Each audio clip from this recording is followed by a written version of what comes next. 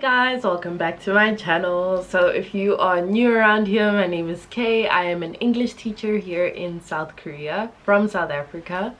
And if you're not new around here, hey, what's up? We hit 500 subscribers. What? So thank you guys so much. That's like so weird to me. Like, it's such a weird thought that like 500 people could possibly be watching my videos at like any given moment. That's so weird, but thank you so much for that. Like, I appreciate this weird feeling. So today's video, so everyone knows, okay, not everyone knows, but you would assume that moving abroad is really difficult. It is, because there's just a lot of research and planning that goes into it. You do so many Google searches, you read so many blogs, you watch all of the YouTube videos, it's a lot, man. You just do a whole lot of research because it's just like you need to think about, like, is this really the right thing for me to be doing?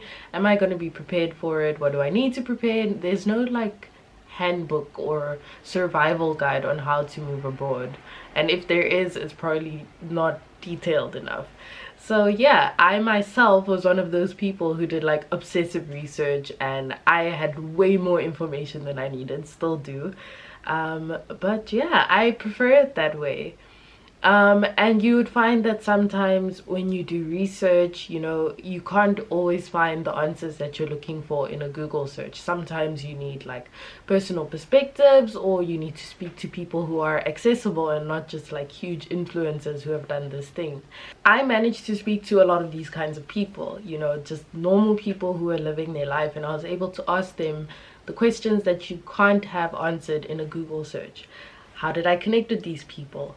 Through the power of social media. So mostly Instagram and Facebook, a little bit on Twitter, but not so much. But yeah, I really liked Facebook as a resource for moving abroad because it seemed like it had like a Facebook group for almost any and everything. Every category, every demographic, this kind of thing, you know, this kind of thing, that kind of thing. And I thought it was really resourceful, which was odd because I'm not a huge Facebook fan. Like, I, like everyone else, when Instagram came along, just kind of switched to Instagram and then just kind of kept my Facebook going. But yeah, it turns out moving abroad, particularly to Korea, Facebook is a very useful resource. So I have made this video of Facebook groups that I think are useful for people who are planning to move to and or already living in Korea. So obvious disclaimer, not all of these groups will apply to you, but that's not to say that the next group that I mention won't. So I would just, if I mention a group that has nothing to do with you, I would maybe skip past a little bit or like wait until I mention something that's helpful. But yeah, just letting you know that not all of these groups are going to apply to you. I've also tried to categorize these groups as much as possible, but some of them kind of spill over into categories. So that might get a little bit messy, but I don't think it'll be too bad. Another thing is, I am suggesting these groups, but please only join them if they apply to you and you are going to be in Korea or are in Korea already. Most of them have really strict rules and moderators, and so you will either not get into a group if it doesn't apply to you at all, or you will be kicked out if you don't follow the rules. So please use this information responsibly. Thank you.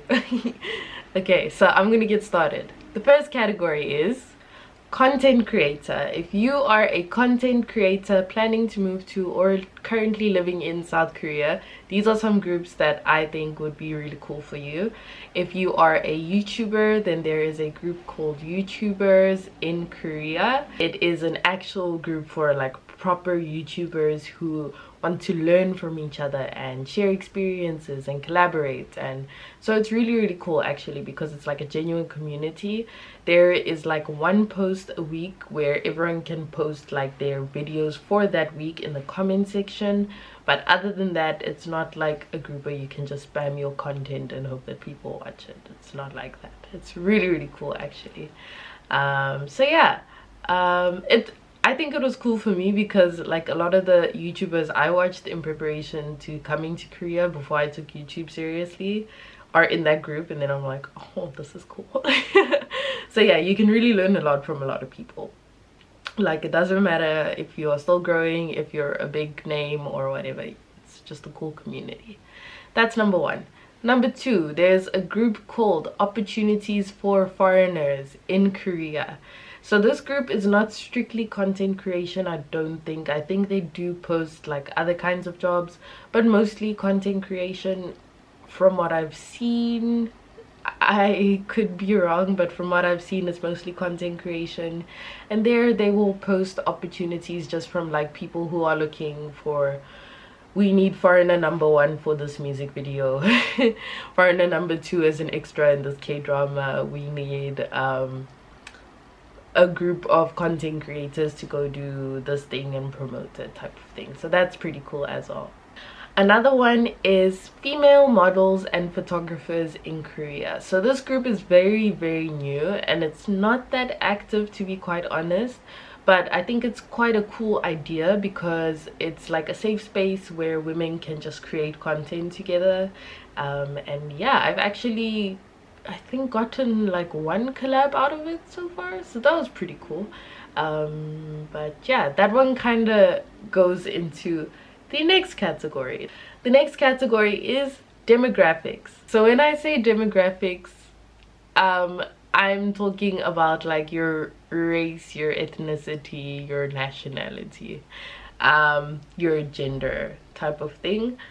The reason why you need groups like this, let me just get into that. The reason why you need groups like that is because the struggles that a woman has are not the same as the struggles that a man has in general, and especially in a foreign country. The struggle that a black woman has is not the same as the struggles that a Latina woman has, or a non-Korean Asian woman has, or man. But you get my point. Is like, you are not gonna have the same struggles. There are certain things that only people who are the same as you have experienced, and so if you are in a dark space because you need to talk about that, you're not gonna just talk to anyone about it. You want to talk to someone who can relate. In the same way that the struggles a Canadian has in South Korea are not the same as the struggles that a South African has. So this is why we have groups like this, just so that you can have safe spaces to talk to people who are coming from the same cultural or, you know, whatever context as you. Okay, I'll get started with the groups that I am in that I think are pretty cool. So if they apply to you, feel free to join. If they don't, you can actually probably search something similar. You can search something similar to that name that does apply to you. So for example, we have one group is South Africans in South Korea. The name is pretty self-explanatory. If you are South African, there's a whole group of us who are very welcoming. We do Youth Day brides, Heritage Day brides. Okay, I haven't been to one, but I know we do them when there's not coronavirus. And you know, things like that. And we just exchange cool things, like if you want to do like South African related content at school, we talk about that. Not everyone is a teacher, but you know, welcome. But yeah, if you are not South African, you can probably search like Germans in South Korea, or Canadians in South Korea. I don't know what it is with the Canadians today, they just keep coming up. New Zealanders in South Korea, I don't know. You can probably search something similar and something similar will come up. The other South African group is SESOKO. I'm not gonna lie to you, I don't know how they're different, but they don't post the same content, so I'm in both. Another group that I'm in is Every Expat in Korea. That one is self-explanatory, it's Every Expat in Korea. Then I am in Black Women in Korea. That's another really cool group. As I said before, sometimes you just need people who have experienced life, not necessarily in the same way, because I mean, for example, there are Jamaican people in the group, there are African people in the group, there are, you know, American people in the group, there are just a lot of different nationalities, but what stays the same is that we are all Black women who go through the same thing. Another cool group that I am in is called Expat Women in Korea. So this is like, it's like the female version of Every Expat in Korea. It's like just any expat who is a woman. in Korea. So yeah, we talk about a lot of helpful stuff in there as well. And then the next demographic under the category of demographic group that I'm in kind of spills into the next category.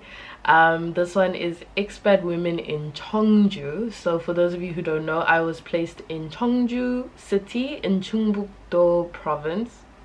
Do means province. In Chungbuk province.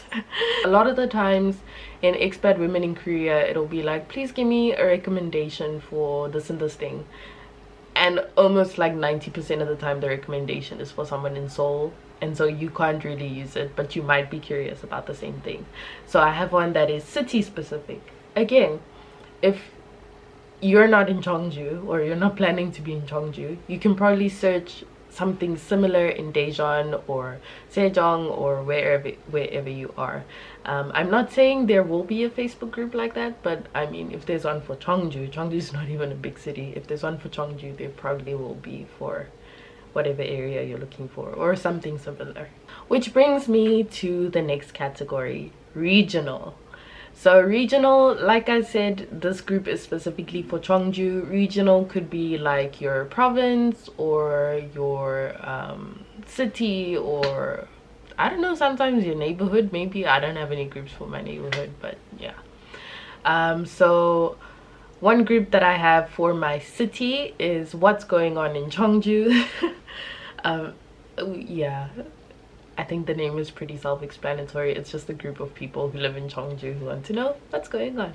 And then, so the cool thing about regional group chats is that those ones get more niche down, I guess you could say. So another group that I have is Cheongju Language Exchange Group. So that's a group of people that meet and, you know, exchange between Korean and English mostly. I think you can exchange other languages, but I think it's mostly Korean and English. So yeah, there are groups like that as well that might be city specific. I know that Seoul has a bunch of language exchange groups and other hobby groups type of thing. So yeah, in your city as well, you might want to look up like some kind of groups like that, because it's really good for social purposes, even if you don't really want to learn. I mean, hopefully if you go to a language exchange you want to learn languages, but it's really good for meeting people and so on and so forth. And another group that I have for my city is what's for sale in Cheongju. That kind of spills into the next category as well, but it's, yeah, sometimes, like I said, you will ask something in a group and then it's almost always sold.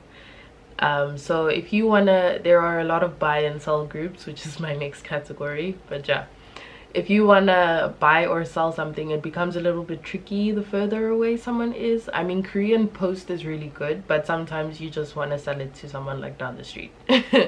So yeah, we have that group as well. Expat women in Korea buy and sell. That's also a really good group. It's sometimes, you know, there's a lot of buy and sell groups in Korea. There are a lot of buy and sell groups, but sometimes you have things that are like a little bit specific that you want to sell to specific people, and so this makes it really convenient. So there is that group as well. Then the next category I have is job specific. So now this one will really genuinely not apply to everyone. But yeah, I would assume that a lot of people who are watching this kind of video want to be English teachers in Korea. It's an assumption. I did say it's an assumption. So yeah, I have a lot of teaching related groups, and maybe if you are working at Samsung, maybe there's not a Samsung staff group or whatever. Maybe you guys have like a Kakao Talk chat or something, I don't know. But for teaching, there are a bunch of groups in Korea, and so you should look up for your district, for your education office, all of that. A group for my recruiter, Korean Horizons Epic program. So you can only get into that group if you are using that recruiter. I have Epic Fall 2019 official group. Obviously you cannot enter that group if you weren't in this intake. They probably won't accept you now because it just doesn't make sense why you're joining at this point. But if you are trying to join the Epic program, then I would definitely suggest searching Epic and whatever intake you're applying for. If it's the application process, the group will probably already be made. I'm in that group. There's a group for every intake. And then the other job specific group that I am in is Chungcheongbuk-do. I never say the full name of my province. Chungcheongbuk-do Education Office Epic Teachers. So yeah, only if you work in Chungcheongbuk-do will you be in that group chat if you're an Epic teacher. And that's where like they will tell you all of the official announcements to do with your Office of Education. Okay, and then the last category is lifestyle. So this might be a little bit hard to search for, but you'll figure it out. I was only in most of it's only 2 groups that I'm going to mention, but I only joined these 2 groups after I arrived in Korea because it just didn't occur to me to search this kind of thing. So yeah, you will discover like more groups as you go. So one group is natural beauty in Korea because I have natural hair, in case you couldn't tell from all of the yeah I have natural hair, so I joined the natural beauty in Korea group. So there you would talk about like really good hair products, stuff like that, like makeup that's that uses natural ingredients, that type of thing. Another group is wheat and gluten free in South Korea. I'm not gluten intolerant or anything, but I should tend towards gluten freeness, but I love carbs. But yeah, there is that group and I am in it because I honestly should get my life together. But yeah anyway, so probably on that note, there's probably vegetarian and vegan groups as well. I wouldn't know because I am not a vegetarian nor am I a vegan, but if you search it, it'll probably come up. I do think there is a vegan in Korea group. I do genuinely think there is one. I don't know, search it. But yeah, that kind of brings us to the end of our video. So do I need to be in all of these Facebook groups? Because I just mentioned a lot of groups. No, you do not need to be in all of these Facebook groups. I just overplan things. I love planning. I love it. I love organization and planning and knowing everything, even if I don't need to know it. Like, it's just in my personality, and so that's why I'm in so many groups. But honestly, truthfully, it helped me so much in my move. It made my move so much less stressful. I literally had no anxiety moving because I felt like I knew everything. Obviously you'll never know everything, but I felt like it. So yeah, I would definitely advise joining these if you want to make your transition living abroad a lot easier. It may not even be South Korea. I don't know if other countries have this many groups, but yeah, the expats here have a lot of communities like that. It's also really great for meeting people, and yeah, it just makes your life a lot easier. So I would join the groups that apply to me, or search other groups that maybe I didn't mention in this video that you kind of wish or hope that you can join. Definitely think that Facebook groups are super helpful for moving abroad, regardless of where you are moving. So yeah, I mentioned everything from personal experience, so I can't really give too much information about groups that I don't know anything about. But yeah, if you have any questions, feel free to leave them down in the comments and I'll do my best. That's all I can say. If you have anything else to say, leave it in the comments. Please give this video a like, please subscribe, and I will see you guys next time. Oh, also, if you have any requests, please leave that down below as well. I'm trying to make a series of like helpful videos as well, so if you need help with anything. I had a request for information about the actual journey at the airport type of thing. If you have any requests like that, please leave them in the comments down below and I will be sure to make those videos eventually. Okay, thank you for watching. Bye.